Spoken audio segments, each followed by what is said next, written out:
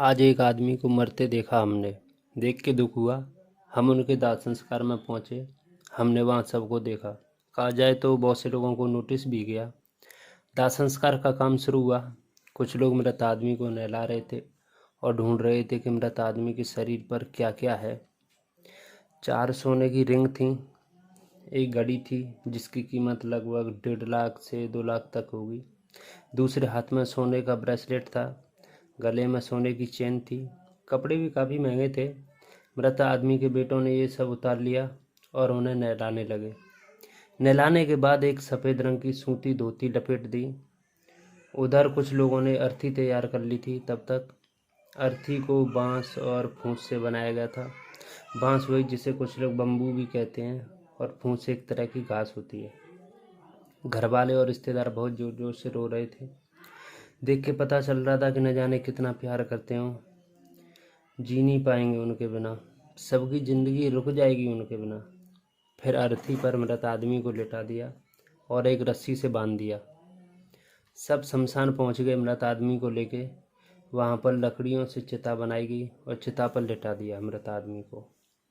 और अब जलाने की तैयार थी। हिंदू धर्म के अनुसार वहां अंतिम क्रिया की गई और चिता में आग लगा दी। कुछ देर लोग वहां रुके और वापस आना शुरू कर दिया। हम भी वापस आ गए घर। नहाए, कपड़े चेंज किए और हम अपने कमरे में लेट गए और सोचने लगे। वो जो मृत आदमी थे उन्होंने अपनी ज़िंदगी में बहुत पैसा कमाया, सारे शौक मौज किए। घर भी बहुत बड़ा था, ज़मीन जायदाद बहुत कुछ। और 2 लड़के थे। पैसा खूब था उनके पास और घमंड उससे भी ज़्यादा।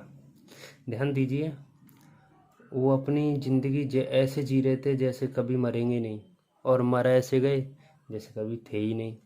उनके पास पैसा था, घर था, गाड़ियाँ थी, सोना चांदी और भी बहुत कुछ था।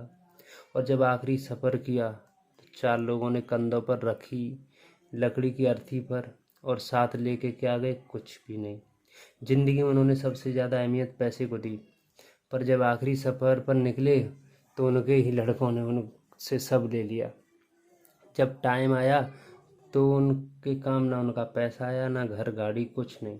चले गए घमंड का एक चोला लेके, क्योंकि उन्होंने अपनी ज़िंदगी में पैसा कमाया, अच्छे कर्म नहीं। दोस्तों, अपनी ज़िंदगी में अच्छा ही कमाओ, अच्छे कर्म कमाओ, लोगों की मदद करके नाम कमाओ, लोगों को विरासत में नाम दे के जाओ। हम चले जाएंगे लेकिन हमारा नाम हमेशा रहेगा। ज़िंदगी ऐसे जियो कि ज़िंदगी का ये दिन आखिरी हो। भगवान श्री कृष्ण ने भगवत गीता में कहा है, तुम कर्म करो, फल की चिंता मत करो, क्योंकि आपके साथ आपके कर्म जाएंगे। मुझे नहीं पता यह बात आपको पसंद आई या नहीं, आप मेरी बात समझे या नहीं, और ना मैं ये जानता हूँ। मुझे लगा मुझे अपनी बात कहनी चाहिए, इसलिए मैंने कही।